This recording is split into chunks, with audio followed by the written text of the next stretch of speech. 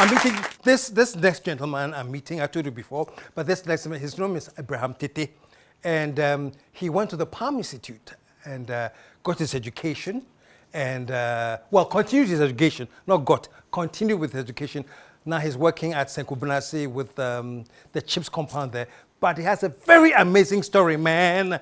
He started homeless. He's been homeless before, and he's been through the mill. Put your hands together. Show some love from Abraham Tettey. There we go. There. All right. Abraham, have a seat, man.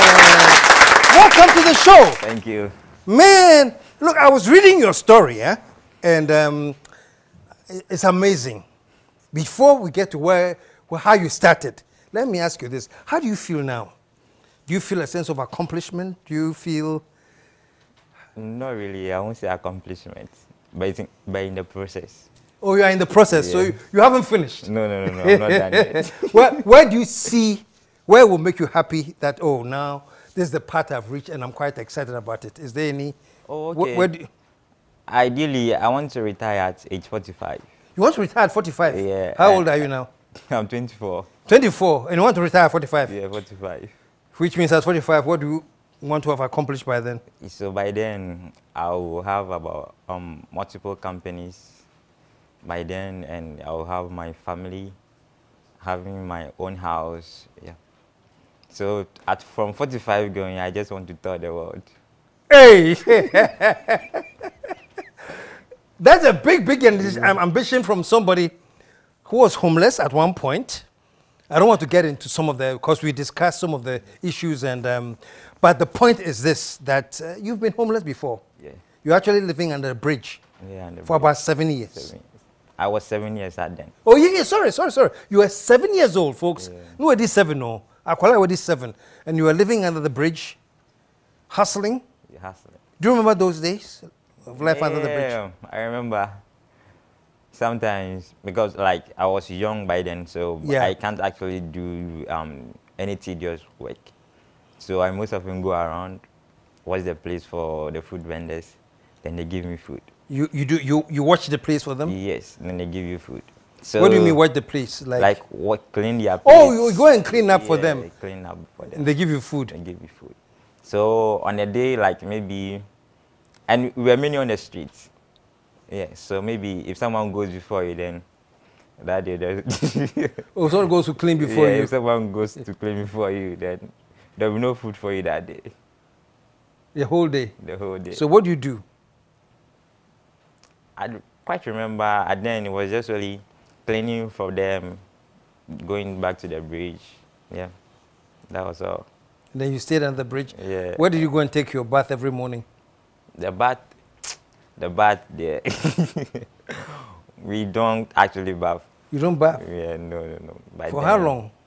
So sometimes, actually there were other people under the bridge. So about how many people living there? How many? And they're all kids like you?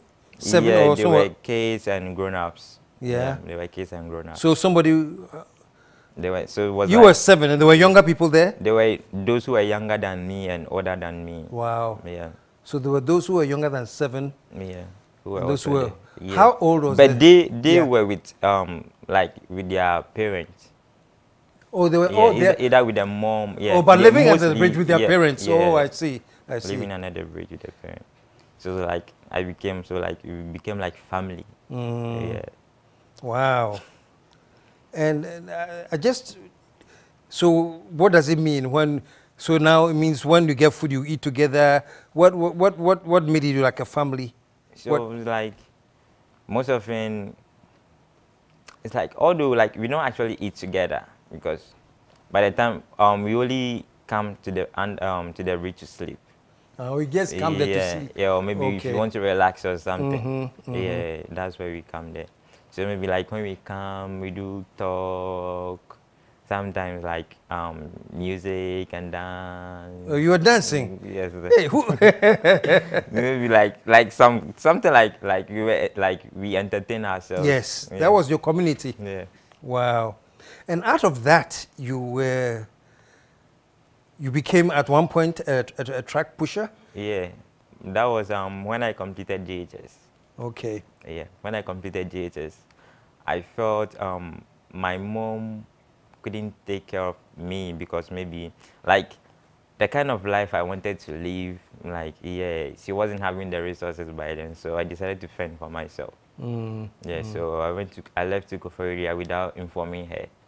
Yeah, so to go and work, get us some money, then start to provide for my basic needs. Yeah. So at that time, you were working as a truck pusher. Yeah, as a truck pusher.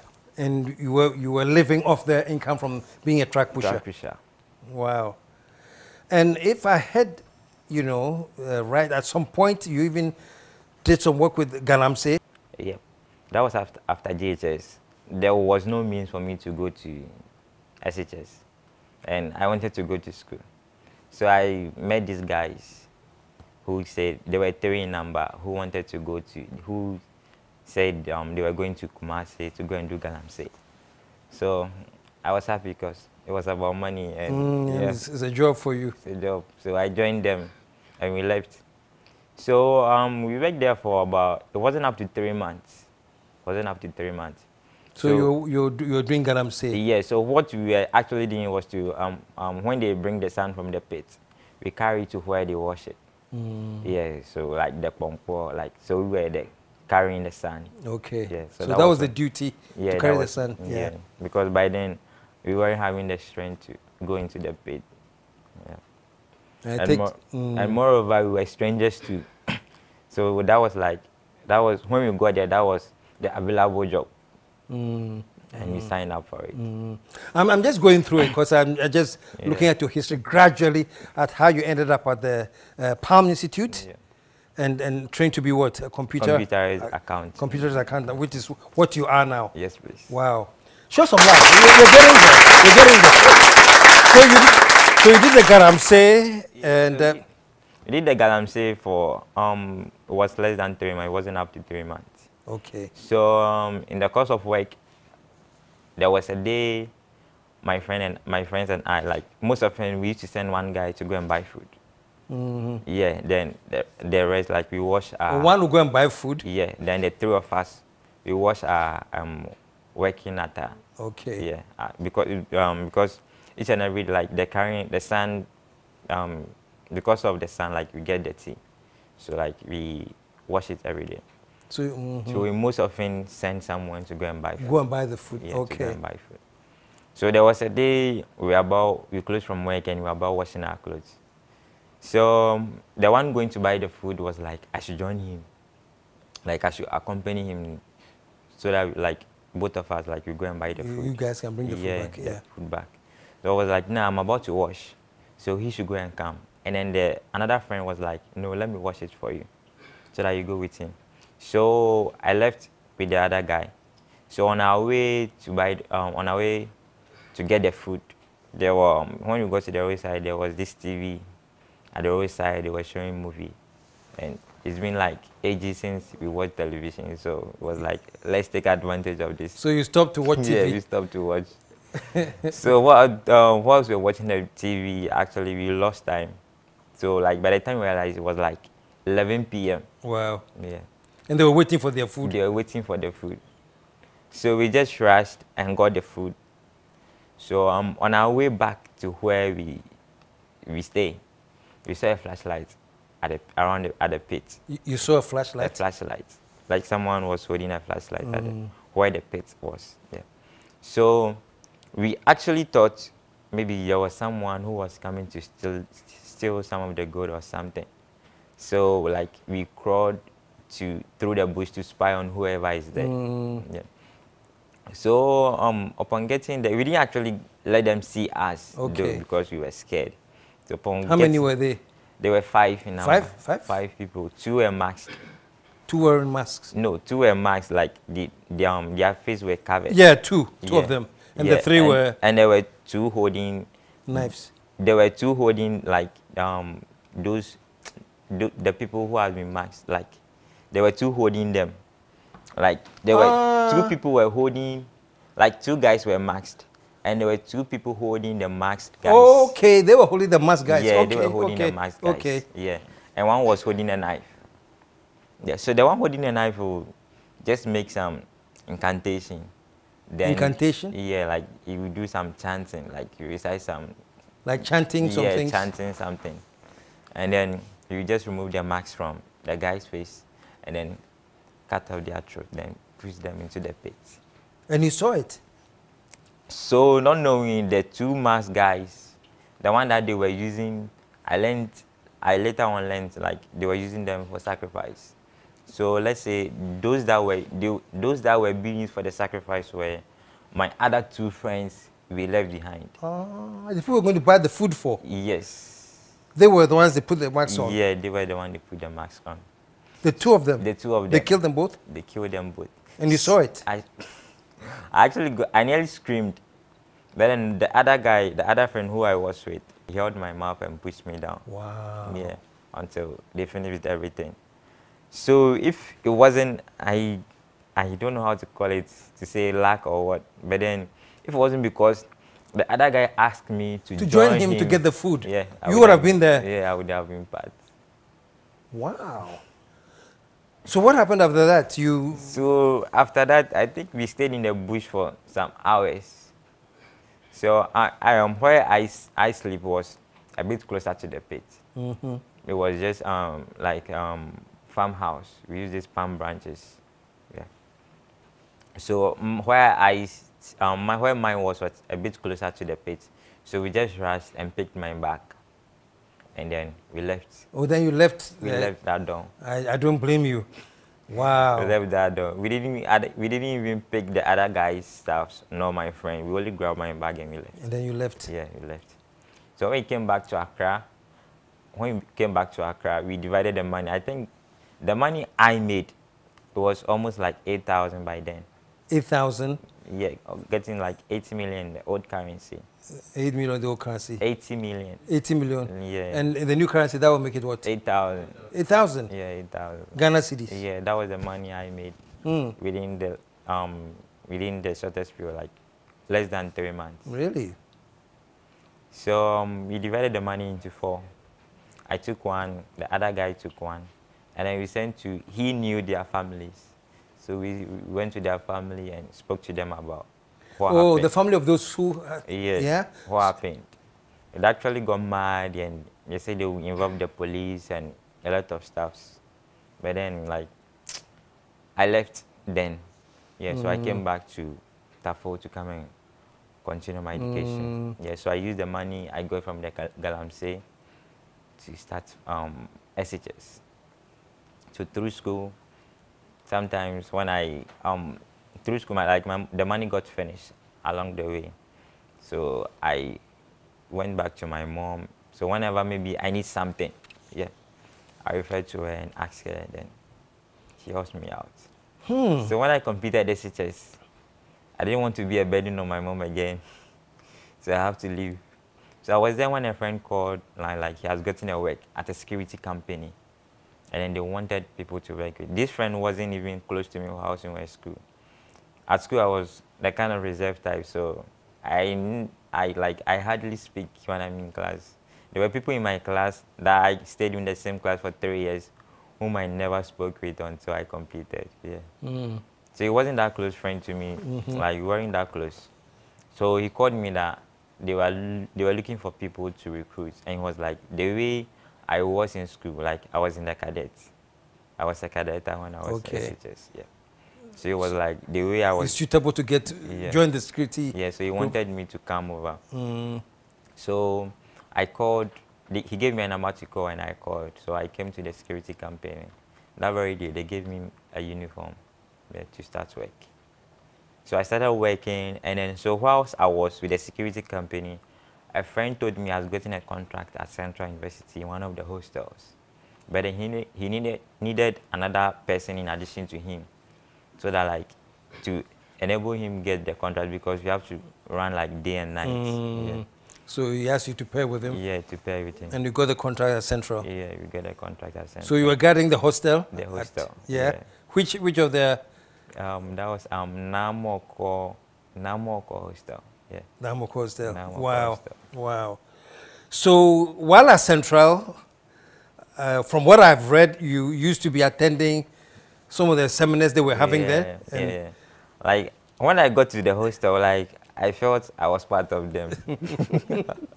You tell you were a student too? Yeah, I was also a student. So like I go, like sometimes I ask them for their books. By then I was having a smartphone, so I collect their slides. When they are going to library, I go with them, classes. Wow. Yeah. The only thing You're going to their classes as well? Yeah, I went to. And the lectures will allow you to sit in? Or they didn't know? They didn't know. They didn't know I wasn't a student. Show some love, man. Wow. The first day my first time, I was actually scared that maybe they'll figure me out. They'll figure out, yeah. Yes. But they didn't, so they didn't. You became more comfortable. Yeah, but it's like at the university, there's nothing like uniform. Yes. Yeah, so you could just walk in with your casual or whatever. Wow. Yeah. Wow. So that was how I used to attend their class. But quickly, then how did you get to Palm Institute? Because that's where you registered and actually studied computerized accounting? Yes. So there was a day they were having a program on campus, a student program. So as the program was going on, they did a presentation about Namele Palm Education Foundation. Yeah, and then by then too, I was applying for scholarships. Like I tried applying for scholarships, so that I actually wanted to go to school. So I was applying for scholarships. I even got a scholarship to study at Kent, UK. Yeah, but then I had to transport myself to there, and then the means wasn't there. So like I was always trying to seek out for scholarship. So when I heard about the program, for a scholarship fund, there was a friend at the hostel. Her name is Elsie. I used to speak to her. Like she used to encourage me that I shouldn't give up. I should keep my focus. Yeah. She used to motivate me. So I spoke to her about the scholarship foundation, and she was like, "Yeah, she has even worked with them before, and like it actually escaped her to mention it to me." Yeah. So she gave me a number to call, and I called the number, and I was told to meet Dr. Peter Carlos Okante. He's the founder of Palm Institute and the Scholarship Fund. So I met him at his office at Central University. So upon a few discussions, he agreed to enroll me. Yeah, so he told me to come back to... Did he think you were a student of Central, or you told him you were the security guard there? I told him I was a security guard. Okay. Yeah, but I didn't tell him I used to attend his classes. So he told you, so you were applied as a security guard? Yeah, I told him I'm a security guard. I wanted to go to school. He asked for my results. I showed it to him, and he was like, "Yeah, it's like it was a good grade." So what he asked me, like, he was like, "I have this grade and I'm doing a security work." And I was like, "I want to go to school, but the means is not there." He was like, "Oh, okay, you hope." So that was how I got enrolled into the PAM. I got enrolled into Was he PAM. a teacher there? Yeah, he was part of the family. He was teaching at Central? Yeah, he was teaching at Central. And he had Palm, and he actually sponsored you on the school. Wow, what's his name again? It's not a reverend, so it's Reverend Dr. Peter Carlos Okante. Wow. You're quite sublime, man. That's somebody I would definitely like to meet here, you know. That's fantastic. So you rolled at a Palm Institute. Palm Institute, and you studied computerized accounting? Yes, please. For 2 years? For 2 years. Wow. So you now have a certificate in computerized accounting? Yes, please. And then from there, so you're doing your national service now? Yeah, I'm currently doing my national service. Where? St. Kubinase Chips Compound. Chips Compound? Yeah. What exactly do you do there? So I help with administrative support. So taking stock, recording the patient, like taking records of taking records, like everything. So I assist with the nurses. Like sometimes when people come, when the patients come, sometimes I take their temperatures and record all of that. Yeah. Put your hands together, man. It's actually fantastic. You've been through a lot, you know. Of course, there are some childhood stuff that you told me that you'd rather we don't get into. So out of respect for you, I won't. Thank you. Yeah, but let me assure you that it's very traumatic. Very, very traumatic. But it says he'd rather we don't get into that, and I understand why. But you've done so well with your life, and I thank God for Reverend. What's his name again? Reverend Dr. Peter Carlos Okante. Okante? Yeah, you have to take your time. Okante? Yeah, you have to take your time. Reverend Dr. Peter Carlos Okante. Okay, yeah. I get it. Reverend Dr. Peter Carlos Okante. Put your hands together. We're going to take a commercial break, and when we come back, we're going to meet another young lady who was also Kaya Ye, gone through the mill, and also ended up at the Farm Institute, and is now also working, doing her national service. Stick around. We'll be right back.